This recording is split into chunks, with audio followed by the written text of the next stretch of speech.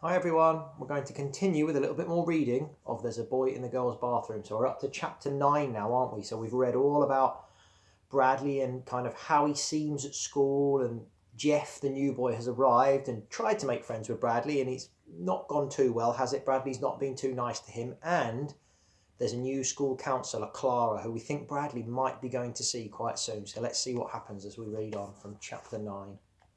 So, Bradley Chalkers, what are you doing out of class? It was a teacher. Bradley didn't know her, but it seemed as though every teacher in the school knew him.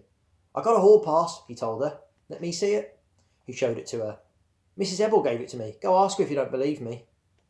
What are you doing? Where are you going? Library, he said, to get a book.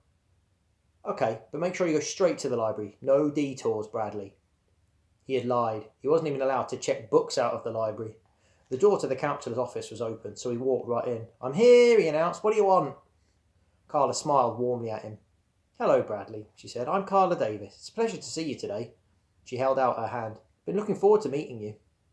He was amazed by how young and pretty she was. He had been expecting an ugly old hag. She had sky blue eyes and soft blonde hair. She wore a white shirt covered with different coloured squiggly lines, like some kid scribbled on it. But as he stared at the shirt, he realised that it was made to look that way on purpose.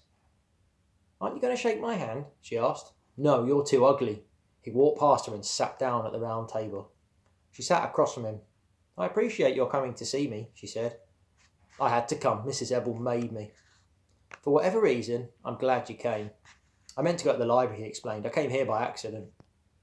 Oh, I don't believe in accidents, said Carla. You don't believe in accidents? That was the craziest thing he'd ever heard. She shook her head. What about when you spill your milk? Do you like milk? Asked Carla. No, I hate it. So maybe you spill yours on purpose, she said. You just think it's an accident. She smiled. He stared angrily down at the table. He felt like he'd been tricked. I don't drink milk, he said. I drink coffee. See, he's trying really hard here, isn't he, as we read? He's trying really hard not to let Carla help him, isn't he? He's determined that, no, I don't need any help and I don't need anybody. Let's see what happens. He glanced around the room. It was full of all kinds of interesting-looking objects. This place is a mess, he said. I know, Carla admitted. I like messy rooms. Clean rooms are boring and depressing. They remind me of hospitals. Don't you get in trouble? Why should I? He didn't know the answer to that, but he knew that I'll start that sentence again. But he knew that if his room were to be this messy, he'd get in trouble. I didn't do anything wrong, he declared. Nobody said you did. But how come I have to come here? I was hoping you'd like it here, said Carla. I was hoping we could be friends. Do you think we can? No. Why not? Because I don't like you. I like you, said Carla. I can like you, can't I? You don't have to like me. He squirmed in his seat. I was also hoping you'd be able to teach me things, said Carla. You're the teacher, not me.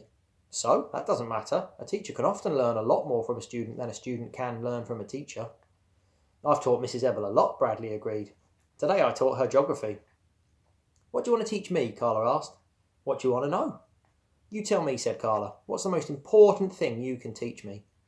Bradley tried to think of something new. The elephant's the biggest animal in the world, he said. But it's afraid of mice. I wonder why that is, said Carla. Because, said Bradley, if a mouse ran up an elephant's trunk, it would get stuck, and then the elephant wouldn't be able to breathe, and so it would die. That's how most elephants die. Oh, I see, said Carla. Thank you for sharing that with me. You're a very good teacher.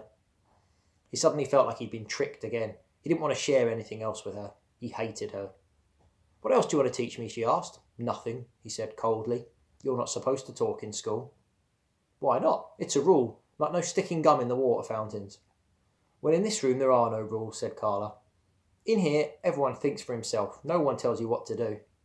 You mean I can stick gum in the water fountain? You could, except I don't have a water fountain. Can I break something? He asked. Certainly. He looked around for something to break, then caught himself in time. It was another trick. He'd break something and then get in trouble, and nobody would believe him when he said that she had said there were no rules. I'm not in the mood, he said. All right, but if you are ever in the mood, there are lots of things you can break. Things I like very much, and things that other children use. I will, he assured her. I know karate. He raised his hand sideways over the table. I can break this table in half with my bare hand. I'd hate to see you hurt your hand. Nothing ever hurts me, he told her. I've broken every table in my house, he declared. The chairs too. Call my mother if you don't believe me. I believe you, said Carla. Why shouldn't I?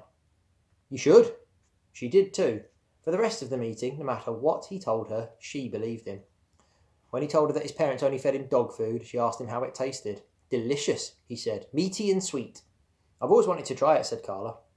When he told her that the president had called him on the phone last night, she asked what they talked about. Hats. He answered right away. Hats? What did he say about hats? I asked him why he didn't wear a hat, like Abraham Lincoln.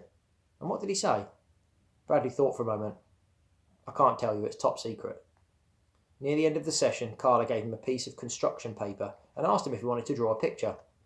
He chose a black crayon from the big box of crayons and stayed with it the whole time. He scribbled wildly all over the paper.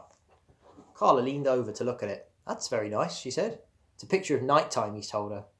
Oh, I thought it was a picture of the floor of a barber shop after someone with curly hair got his hair cut. That's what it is, Bradley declared. That's what I meant. Very good, said Carla. May I have it? What for? I'd like to hang it up on my wall. He looked at her in amazement. You mean here? Yes.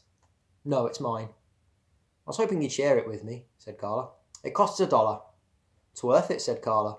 But I only want it if you're willing to share it. No, he said. Okay, but if you ever change your mind, I'll still want it. You can make me give it to you, he suggested. No, I can't. Sure you can. Teachers make kids do things all the time. Carla shook her head. It was time for him to return to class. I've enjoyed your visit very much, said Carla. Thank you for sharing so much with me. She held out her hand. He backed away from it, as if there were some kind of poisonous snake. Then he turned and hurried out into the hall. When he got to Mrs. Ebble's class, he crumpled his picture into a ball and dropped it in the waste paper basket next to her desk. Chapter 10. Bradley sat at his desk in the back of the room, last seat, last row. He felt safe there. The counsellor had scared him. She was even worse than he'd imagined. He looked at Jeff, who smiled at him, and then returned to his work. Bradley was glad Jeff was his friend. Jeff and me are a lot alike, he thought. We're both smart. We both hate the counsellor. And we both like sneaking into the girls' bathrooms. Actually, Bradley had never been inside a girls' bathroom. It was something he's always wanted to do, but he'd never had the courage even to peek into one. But now that he and Jeff were friends, he hoped Jeff would take him inside one. He was dying to know what they looked like. He imagined they were carpeted in gold with pink wallpaper and red-violet toilet seats. He thought girls' toilet paper would look nothing like boys' toilets. They probably would be more like fountains with colourful water. So how'd you like Carla? Jeff asked him after school. They were walking along the sidewalk next to the school building, carrying their raincoats. It was no longer raining. She's weird, he replied. She likes to eat dog food. Jeff made a face. Did she say that? Bradley nodded. She asked me why the president doesn't wear a hat. How am I supposed to know that? Jeff shrugged again and said, well, I don't know. You don't like her, do you? Bradley asked. She's up. I hate her, said Bradley. Me too, said Jeff. I hate her. Bradley smiled his distorted smile. You want to go sneak into the girls' bathroom, he asked. You mean now? Why not? Now's not a good time, said Jeff. Why not? Jeff thought for a moment. There won't be any girls there now, he said. They'll all go home to use their own bathrooms. You're right, Bradley agreed. Good thinking. We'll do it tomorrow during recess. Jeff smiled weakly. They walked around the corner of the building. Hello, Jeff, said Laurie Weston. Hi, Jeff, said Melinda Birch. Hi, Jeff. Colleen said so quietly that the F couldn't be heard. They'd been waiting for him to come by. Somehow they had found out his name. Hello, hi, Jeff answered, blushing. Laurie laughed. Then the three girls hurried away. Stupid girls, said Bradley. Yeah, Jeff muttered. I hate them, said Bradley. Me too, said Jeff. Why'd you say hello to them? They said hello to me first, Jeff replied. So? Jeff shrugged. Whenever anybody says hello to me, I always say hello back. Why? I don't know, I can't help it. It's like when someone says thank you. Don't you automatically say you're welcome? No. I do, said Jeff. He shrugged again. I guess it's like a reflex. When you go to the doctor and he taps your knee, you have to kick. You can't help it. It's the same thing. When someone says hello to me, I always have to say hello back. Bradley tried to make sense out of what Jeff said. I know what to do, he suggested. The next time one of those girls says hello to you, kick her. So there we go. So Bradley continues to he almost pushes people away, doesn't he? He really, really doesn't want people to get close to him or be friendly with him. And he's He's a very odd character, isn't he? So we'll read some more of this another day. Okay, bye for now.